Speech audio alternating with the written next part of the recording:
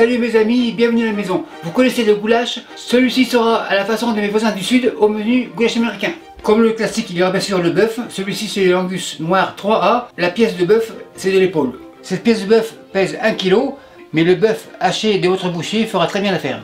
Pour les autres éléments, il y aura un oignon, de l'ail et comme le classique, paprika fumé 20 g. Et pour cette version américaine, il y aura des pâtes, celle-ci. Et pour le sel et le goût, il y aura de la sauce soja. J'ai choisi une sauce soja faible en sel, donc pour le sel on verra. Première étape, comme toujours, le ménage. Les pâtes c'est pour après, paprika aussi, sauce soja on réserve, la viande sur le comptoir et on passe à la mise en place. Oignon comme ça, assiette à la planche, oignon coupe 2 et on va le couper en petits dés, en lamelles, on l'égalise et en petits dés. On couche en dés, l'autre moitié pareil, lamelles, on égalise et en dés. Oignon terminé, oignon bol. Bol on réserve, l'ail comme ça, de réception à la planche, couteau blanc et on concasse. Grosso modo, on réunit les rescapés. En fait, on concasse grosso modo. L'ail concassé, on réunit petit bol et l'ail dans le petit bol. L'ail on réserve, le couteau, la main à la planche et on revient. Maintenant on passe à la viande.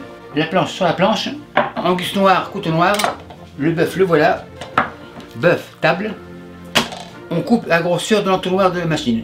Donc on coupe comme ça, ça en fait un. En 3 morceaux, ça devrait être suffisant. Les morceaux on les réserve. Le couteau, la planche à la plonge, machine en place. Et je vais hacher la viande avec la grille gros trou.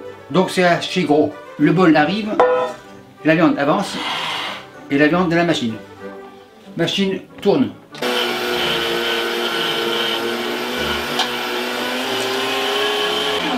Impeccable, on racle la machine et le restant ici, je le récupère à la plonge pour le mettre ici. Maintenant on passe à la cuisson. Poêle, feu à fond et j'attends 225 degrés Celsius. Ma poêle est à 230 degrés Celsius, ça devrait être correct. Graisse de canard, pinceau, un petit fond, le bœuf dans la poêle, on égalise, le bol à la plonge et on va faire revenir la viande. On fait tourner, on tourne. Entre temps, la poêle à côté, feu à fond. Ça sera plus d'oignons et l'ail. On fait tourner, on retourne. La poêle ici à 200, impeccable, graisse de canard, un petit fond, les oignons et on va les faire suer. Tourne, on retourne.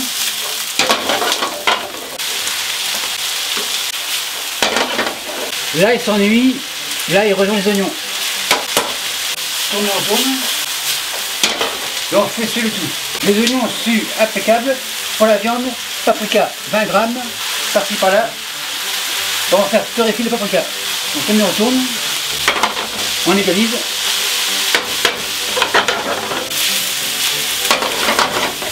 Les oignons et l'ail ont bien sué.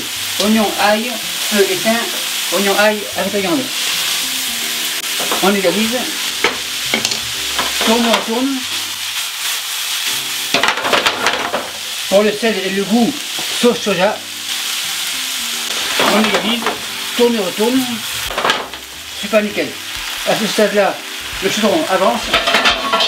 Feu éteint. La viande, oignon, ail dans le chaudron.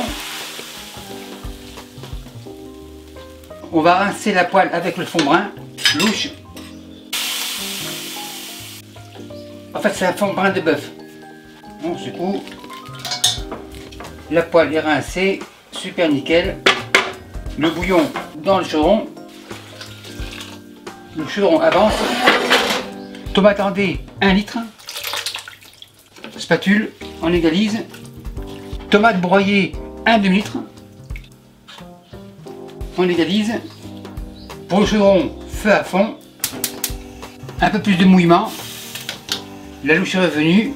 Bouillon de bœuf. Pour le faire, allez voir mes vidéos. Environ 1 litre au total. Encore une fois être sûr, super nickel. Vu que j'ai fait infuser En plus du thym et du laurier dans mon fond, pour les herbes fraîches, il y en a assez. Par contre, si vous utilisez un bouillon industriel, ça serait mieux de mettre du thym et du laurier maintenant, mais ensuite il va falloir aller à la pêche aux herbes, ce qui n'est pas l'idéal. Ça commence à bouillir, on n'ajoute pas de sel car il y aura réduction, on verra ça plus tard. Donc je vous reviens dans 1 heure. C'est parti. Ça me donnera le temps de faire la plonge. Car si je n'ai travaillé que 5 minutes, il y a quand même 1 demi-heure de plonge. Il me reste 36 minutes, ça réduit impeccable. Maintenant le poivre, 4 grammes. C'est du poivre craqué. 4 grammes comme ça. On mélange. On secoue. Et maintenant 35 minutes. Après 1 heure, ça a bien réduit. Ça ressemble un peu à une genre de soupe à la viande. Donc assez liquide. On vérifie. Donc voilà la consistance qu'on a besoin pour faire cuire les pâtes dedans. Donc si vous avez un mélange trop liquide, réduisez encore la sauce. Et s'il est trop épais, mettez un peu de bouillon. Un peu de sel. Spatule revient. Enfin tourne et retourne. C'est beaucoup mieux. Maintenant les pâtes, 400 grammes dans la sauce. Tourne et retourne. Ce sont des pâtes 15 minutes. On va les faire cuire 20 minutes. Et je vous reviens dans 20 minutes. Après 20 minutes, les pâtes ont bien absorbé le liquide. On vérifie. Super nickel. Ça accroche pas au fond.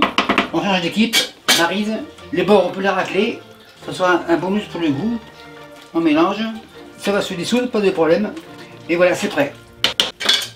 Bouche, consistance impeccable. Donc avec les pâtes, ça ne fait plus une soupe. On goûte pour le sel. Avec des réductions, c'est impeccable. Feu éteint. Un dernier tourne et retourne. C'est chaud, c'est pas grave, j'ai une main d'acier. Ici. Maintenant on dresse une louche comme ça. Une deuxième par-dessus. Après 20 minutes, c'est sûr que les pâtes sont cuites, donc c'est pas la peine de vérifier.